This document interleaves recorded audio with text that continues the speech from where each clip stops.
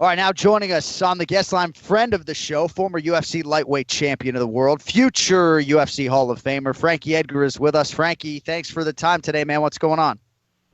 No, man, my pleasure. I'm just jamming out to Rocky, getting stressed on my therapist right now. All right, well, we'll keep it brief. So Santino, your son Santino, big weekend, got on the podium at the New Jersey State Wrestling Tournament. So is he the tougher of your two boys? I mean, he seems like he's, breaking walls, and I'd imagine keeping your hands full. Is he the real future when it comes to wrestling and MMA or what?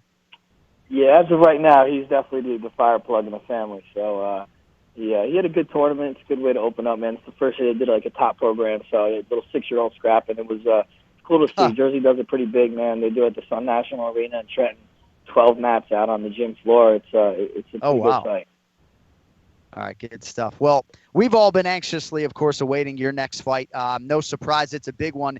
UFC 211, May 13th, Dallas, Texas, against Mexico's Yair Rodriguez. So I know this has been in the works, I guess, for a few weeks before ultimately it was announced. How did this particular matchup come together on your end? Yeah, I don't know. I was trying to fight. I wanted to fight May 13th. I know Lamas reached out to me on Twitter a couple times. I was cool with that fight. The UFC looked like they wanted to go in a different direction, and they suggested Yair. And I'm pretty easy, so I said let's do it. May 13th sounds good to me.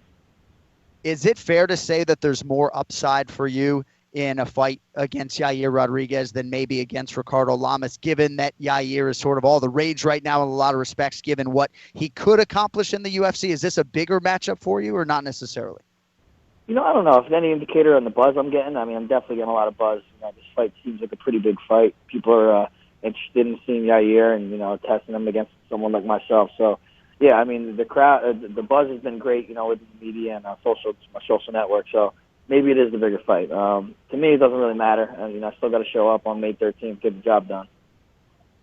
Frankie, is it something that kind of fires you up a little bit when you face a kind of a young a guy like Yair Rodriguez who has a lot of hype behind him? I remember when I fought Roger Huerta, and, I felt like, maybe the UFC's setting me up here to lose a little bit. Do you get that sense at all or no? A little bit, I mean, I'd be stupid not to see what, the picture you're painting here a little bit. I mean, it's kind of, Yair's kind of in a win-win situation. I think he beats me. That's great for him. It's good for UFC to push a prospect, but, if he loses, he wasn't supposed to win kind of type situation. But for me, a lot's on the line, and, I can't treat it like anything different than any other fight. So that's how I'm going to try to approach it, and just go out there and he's an opponent that's dangerous that I got to prepare for.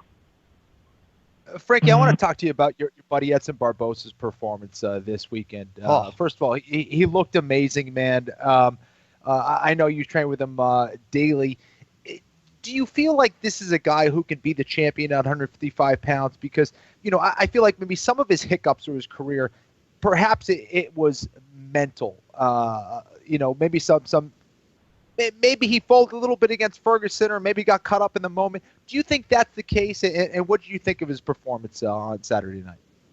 Yeah, I think his performance was, he's a human highlight reel, and, Beneil Dariush is very tough, one of the very best at 155. So to be able to do that at home in Brazil, it was huge for Edson. Yeah, I think he's 100% in line for the title. He's fought nothing but, the best guys. He's beat 2 former champions. And I think he matches up well with, whoever's at the top. And you're right, I do think it's a confidence thing, and as he goes on, his confidence has gotten better. Him and Mark seem to really click, 100%, at the right time during fight week. And, I think it's just his time right now. Was Mark Henry back in time to train with you today or no? No, not yet, but he's hitting me up with some videos in Texas. But I'm sure we'll be back to it busy tomorrow. That Fortaleza jaunt is no joke. It was like my 21st trip to Brazil, but getting there is like you go past it and then you come back to it. But Mark's a good man. I'm sure he's survived worse. So 21 UFC fights for you, Frankie, if my math is right. You just passed the 10-year anniversary of the UFC debut, which was February 3rd, 2007. So physically, dude, like level with me. What feels the worst now compared to then? Unless you just really don't want to give Yair any added motivation, but or I No, should say added information. Like what feels bad compared to maybe then? I'm a little more sore during the week than I was when I was at 24 years old. But no, honestly, I just got this surgery, a groin surgery in January, and I feel better than I ever have in a long time, man. No nagging injuries. Ready to go, ready to get prepared for this fight. 35 years old, I guess, right now. So, I mean, do you think about the future? I mean, you have 3 kids, obviously. I know you're aligned with the UFC gym now. You have your commentating debut in Curitiba, Brazil this weekend, and we'll get to that in a little bit. But, if I was to put a betting line at even money on you fighting past 40, would you take the over or the under? Oh, man, I got to say take the over right now because I'm still in it. But come talk to me in a few years, I mean, right now I don't see any slowing down, but who knows what the future holds? I definitely got to prepare for it and be ready for when that time I do walk away. But right now it's not on the table. At this point, you've prepared for so many different challenges in the UFC that I would imagine a guy like Yair Rodriguez largely unphases you when it comes to the preparation. Who might be more helpful for this training camp than other camps, given stylistically what Yair brings to the table, and how different is the preparation given, his unorthodox style? Yeah, I mean, like you said, each fight brings its own different challenges, and I'm excited for this one because I really fought someone like Yair. He's kind of the trick master. One trick after the next.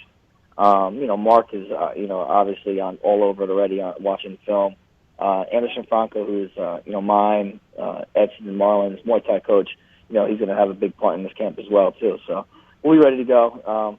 Having Edson throwing those crazy kicks at me, won't be either. Yeah. So all right. So the commentating debut, I was excited to see this. So Brave MMA in Curitiba, Brazil. So you're flying there, correct? I mean, you got to be leaving here in a few days. I am flying there Wednesday if we don't get murdered by the snowstorm they're talking about, but. Yeah, I'm flying Wednesday. I'm excited, man. I don't know if you guys got any tips for me, but I can definitely use them, I'm sure. Oh, you'll be great, dude. I mean, what are you most nervous about? And maybe that's the wrong word, but when it comes to doing commentary and calling live fights, I mean, is it the preparation that's daunting? Is it the performance? I'd imagine when it comes to the performance, calling fights like you see them might be easier than sitting on a desk in some respects. Yeah, I'm just trying to keep it natural, man. I really, I've been listening to you guys, and Brian Stan and Rogan and stuff, and, trying to get little pointers and whatnot. But I got to be myself, otherwise it won't sound authentic. The preparation is a little daunting, like you said. I'll definitely be preparing this week a lot.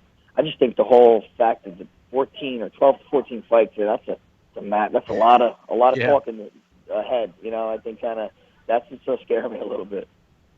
Yeah, no, you get to the point where you really hate the sound of your own voice by the end of a telecast. You just hope that everybody else doesn't hate it. Right. But I'd imagine too, some of the guys you're prepping for, there's not a ton out there. That's the thing. I mean, sometimes even guys, UFC newcomers, there's only so much out there. So, well, we wish you the best, man. That's exciting. Almost as exciting as this fight, man. I mean, when I first heard Frankie Edgar, Yair Rodriguez, May 13th, UFC 211. My twin brother's coming. He never comes to fights. He's coming because you're fighting Yair, so you can see it most likely on pay-per-view, May 13th, UFC 211. Appreciate the time, man. Say hi to your folks for us. Stay healthy. Safe trip to and from Brazil, and we look forward to seeing you there in Big D, man. Thank you for hopping on. Always a pleasure, guys. Good talking to you, and hope to see you soon. Thanks, Frankie. There he is, Frankie Edgar, with us on the Anik and Florian podcast, going to Curitiba this weekend. Dude, I miss you in Brazil, man. I mean, that shit is not easy. I don't have my Portuguese speaker. I'm your official translator. I just say com licença. And if that doesn't work, I say desculpe. And then I say sanitarios. Right? Oh, sanitarios. Yeah, bathroom. Yeah. Yep. So we got bathroom, excuse me, and I'm sorry, and thank you. And we're good to go. Exactly. All right, good stuff there from Frankie Edgar. I mean, dude, that fight against Yair Rodriguez, I know I texted you probably a couple of weeks ago. When word kind of leaked my way. I mean, that is good stuff. And I do think for Frankie, there's more upside there than a Lamas fight, with all due respect to Lamas, who is certainly no picnic. This is a huge, huge fight for both guys. No, big-time fight, man. Obviously, a lot of hype around Yair Rodriguez right now. We saw what he did against BJ Penn. This guy has been on an absolute tear. he's a guy that's very difficult to prepare for because he's willing to try anything and everything. But Frankie's one of those guys who's probably seen everything out there. So I love this fight. Both these guys extremely game, important fight. That's a big one. I also feel like there was a lot of pressure on Frankie Edgar in that Jeremy Stevens fight. Not just the Madison Square Garden angle, the fact that he had lost that fight to Jose Aldo and was staring at a potential 2-fight losing streak that all but buries your championship hopes. That was a huge fight with a lot of pressure, and he certainly rose to the occasion that night when he wasn't even 100% healthy. So I'm excited to see what Frankie can do. I'm excited to see the betting line, as you might expect. So part of a huge show, obviously, coming up, UFC 211.